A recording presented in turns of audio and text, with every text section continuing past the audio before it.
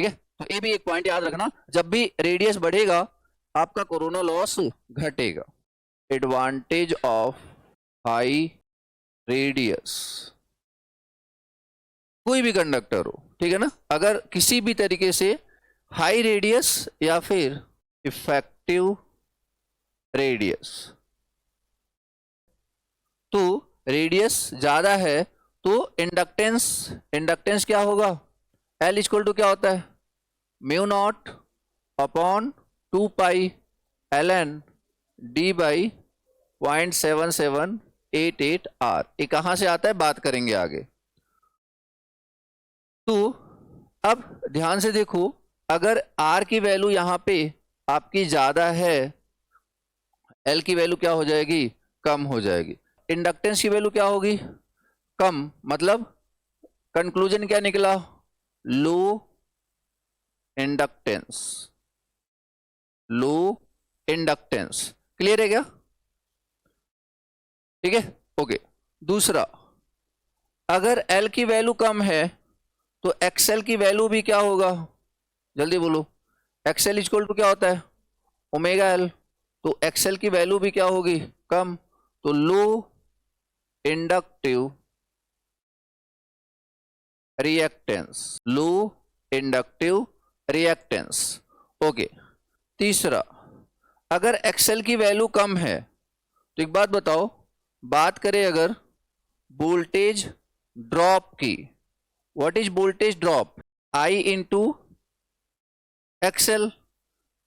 Resistance negligible होता है transmission line में, याद रखना, ठीक है ना, रेजिस्टेंस ट्रांसमिशन लाइन में नेग्लिजिबल होता है, तो IXL, तो वोल्टेज ड्रॉप की वैल्यू भी क्या हो जाएगी, कम, तो लो वोल्टेज ड्रॉप।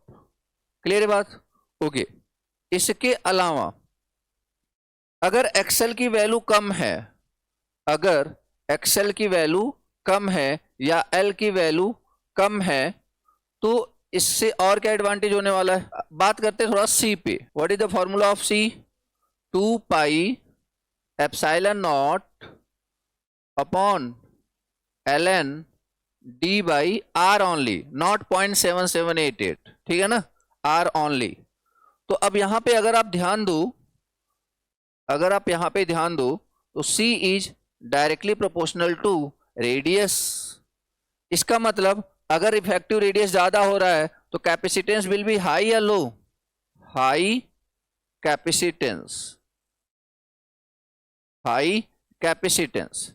क्लियर है बात, अगर कैपेसिटेंस की वैल्यू ज्यादा है इसका मतलब क्या हुआ कि जो XC है, XC is what, 1 upon omega C, XC is what, 1 upon omega C। अगर C की वैल्यू ज्यादा है तो XC की वैल्यू क्या हो जाएगी, कम हो जाएगी, ठीक है ना, XC की वैल्यू कम हो जाएगी, ओके। अच्छा, the value of XC will be less, this is advantage और डिसएडवांटेज। XC की वैल्यू कम है, देखो यार सिंपल समझो, अगर आपसे कोई पूछे ना कि मान लो ये R 4 पैरामीटर होते हैं, क्या क्या, R L C और ये आपका G, तो जो ये सीरीज पैरामीटर होने चाहिए दिस शुड बी लो, और ये जो संट पैरामीटर है ना दिस शुड बी हाई। ऐसा क्यों, आप सोचो, अगर ये रेजिस्टेंस कम है तो इजीली करंट फ्लो होने लगेगा ना, और क्या आप चाहोगे कि करंट यहां से फ्लो हो, क्या मतलब, आप ऐसे देखो, एक क्या ड्रॉ करेगा, एक कैपेसिटर, एक कौन सा करंट है, लीकेज करंट, I लीकेज। अब लीकेज क्या होता है, V अपॉन R इंसुलेटर, याद आया, वोल्टेज अपॉन इंसुलेशन रेजिस्टेंस। अब एक बात बताओ, अगर अब आप लीकेज करंट क्या चाहोगे, हाई या लो, बस ये बता दो, लो, तो बताओ इंसुलेशन रेजिस्टेंस आप क्या चाहोगे, हाई। हमारी बात समझ में, ये संट पैरामीटर है, और संट पैरामीटर पैरेलल में क्या होता है, ऐड होते चला जाता है, ठीक है ना, पैरेलल में क्या होता है, ऐड होते चला जाता है, ठीक है ना। अच्छा, एक क्वेश्चन और, the value of G should be high या लो, इस ब्रांच का रेजिस्टेंस क्या होना चाहिए, what is relation between resistance and conductance, ये तो पता होगा ना। मैंने क्या बोला कि जो पैरेलल के पैरामीटर्स हैं वो हाई होने चाहिए। आई लीकेज क्या होता है? V upon R insulator and 1 upon R insulator can be written as G। तो इसे मैं और क्या बोल सकता हूं? V phase into G। बोलो हाँ या ना? V phase into G। अब बताओ, leakage current should be high या low? It should be low. R insulator should be high या low? High. G should be high या low? What is the ideal value of conductance? 0। क्योंकि जब conductance 0 होगा तभी resistance क्या होगा? Infinite. और इनफाइनाइट होगा तो ये ओपन सर्किट की तरह बिहेव करेगा, और यही तो हम चाहते हैं कि यहां पे कोई ब्रांच हो ही ना, ताकि यहां से कोई करंट लीकेज ही ना हो। प्रैक्टिकली समझो आप चीजों को ना, ठीक है। चलिए, तो मतलब यहां पे क्या देखा जा रहा है कि ये जो रेजिस्टेंस है, शंट रेजिस्टेंस बोल दो आप, और G की वैल्यू आइडियली क्या होना चाहिए? 0। XC पे फोकस करते हैं। हालांकि ये सारी चीजें मैं डिटेल में डिस्कस करूंगा कब? जब अपन पढ़ेंगे ट्रांसमिशन लाइन पैरामीटर्स, ठीक है ना। इधर देखो, मेरा क्वेश्चन क्या था कि the value of XC should be high और लो। मतलब यहां पे बात हो रही हमारे एडवांटेज और डिसएडवांटेज की। सिंपल सा लॉजिक है। तो ये जो कैपेसिटर है, इसकी वजह से प्रॉब्लम क्या है? It will draw charging current. तो what is charging current? What is current? Voltage upon impedance. Voltage upon impedance. And what is capacitive reactance? बोलो जरा। V upon XC। V upon 1/j omega C। बोलो हाँ या ना? चलो magnitude पे बात करते हैं, सिर्फ मैग्नीट्यूड पे बात करते हैं। इस बात से सब लोग सहमत हो? V upon Z, V upon XC। जो आप बोलते हो ना सर सिली मिस्टेक्स यहीं से आते हैं, जब आप छोटी छोटी गलतियां करते हो आप, ठीक है ना। तो V upon XC, V upon 1 upon omega C, या फिर यहां पे क्या देखा जाए? V into omega C। Done. अब ध्यान दो, charging current should be high या low? It should be low. तो XC शुड बी हाई या low? It should be high.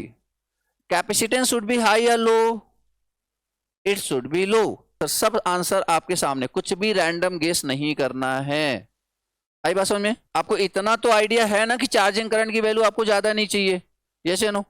इतना तो आइडिया है आपको।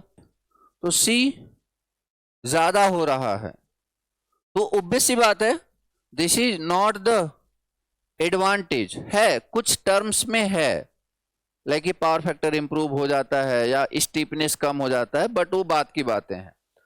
तो यहां पे एक इसको थोड़ा सा मॉडिफाई कर लो तो ज्यादा बेटर है। क्या? Effect of high radius. क्योंकि सारे एडवांटेज नहीं है, समझ में आ रहा है कि नहीं? क्योंकि सारे एडवांटेज नहीं है तो इसलिए इफेक्ट लिख लो, ज्यादा बेटर है। खैर, तो C की वैल्यू हाई होगी और XC की वैल्यू क्या हो जाएगी? कम हो जाएगी। दिस इज अगेन एडवांटेज और डिसएडवांटेज? डिसएडवांटेज। अब यहां पे बात करें stability. Stability is directly proportional to maximum power transfer capability which is equal to VS VR upon XL। अभी फिलहाल XL डोमिनेटिंग, XL को कंसीडर कर रहे हैं हम, या फिर सिंपली X, ठीक है ना, simply X। Stability is directly proportional to P max and P max is equal to VS VR sending end voltage receiving end voltage upon X। तो मान लीजिए कि यहां पे X डिक्रीज हो रहा है, ठीक है, क्या हो रहा है? डिक्रीज हो रहा है। तो इसका मतलब maximum power capability as well as stability both will increase, yes या नो? समझ में आया क्या? डोमिनेशन किसका होता है? इसका एक्सेल का, इसलिए हम एक्सेल के पॉइंट ऑफ व्यू से बात कर रहे हैं, ठीक है ना, इसलिए हम एक्सेल के पॉइंट ऑफ व्यू से बात कर रहे हैं। नहीं तो वही है कि क्वेश्चन दिमाग में आ गए दोनों घट रहा है तो फिर सेम रहना चाहिए था, इस तरीके से डोमिनेशन एक्सेल का। देन अपन बात कर सकते हैं सर्ज इंपीडेंस लोडिंग भी स्क्वायर अपॉन ZS, ठीक है ना, that is what surge impedance loading. And what is the value of surge impedance? Under root L upon C, ठीक है। तो समझो जरा, अगर मैं बात करूं L की, L इंक्रीज हो रहा है डिक्रीज हो रहा है? L डिक्रीज हो रहा है, C क्या हो रहा है? इंक्रीज हो रहा है, तो ओवरऑल वैल्यू क्या होगा? डिक्रीज होगा। ZS की वैल्यू क्या हो रही है? कम हो रही है, और ZS की वैल्यू अगर कम हो रही है तो सर्ज इंपीडेंस लोडिंग क्या होगा? बढ़ेगा, ठीक है।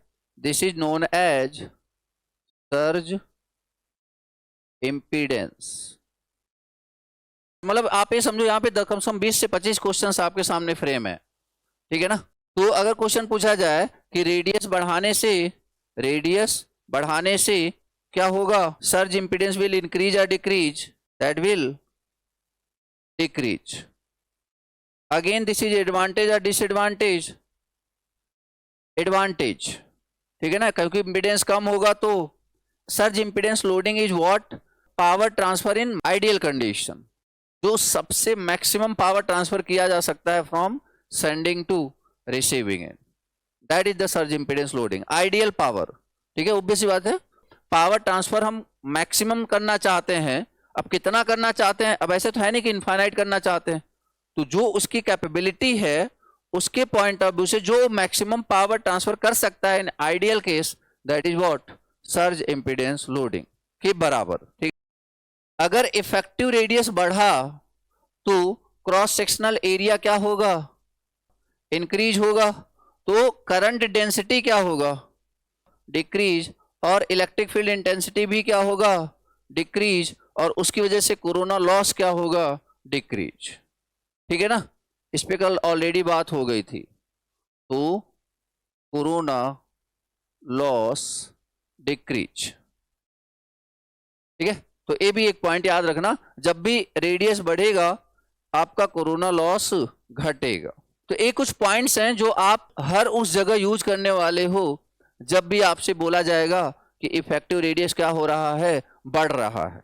सारे पॉइंट्स, इसका मतलब ये सारे पॉइंट्स वैलिड हैं किसके किसके लिए? नोट करके लिखेंगे जरा तो।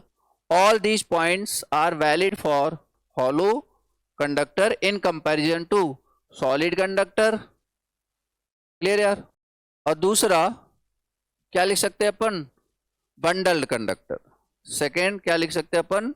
Bundled conductor. या फिर यहाँ पे एक पॉइंट और कर लेना, GMR, ठीक है ना, ज्योमेट्रिक मीन रेडियस। क्या होता है वो सारी चीजें बंडलिंग में पढ़ेंगे ढंग से। These are the some advantage of, मतलब ये सारे एडवांटेज हैं किसके? हॉलो के या सॉलिड के? हॉलो के। समझ आया नहीं सबको? क्योंकि देखो कौन कौन सा रिलेशन यूज किया मैंने? J equal to sigma E, और J equal to I by A equal to pi R square cross sectional area. तो ये सारे फॉर्मूले यूज करके मैंने ये बता रहा हूँ कि R बढ़ेगा तो एरिया बढ़ेगा, एरिया बढ़ेगा तो करंट डेंसिटी कम होगा, करंट डेंसिटी कम होगा तो इलेक्ट्रिक फील्ड इंटेंसिटी कम होगा, इलेक्ट्रिक फील्ड इंटेंसिटी कम होगा तो आसपास के एयर का आयोनाइजेशन कम हो जाएगा, और एयर का आयोनाइजेशन कम हो जाएगा तो कोरोना लॉस कम हो जाएगा, ठीक है ना।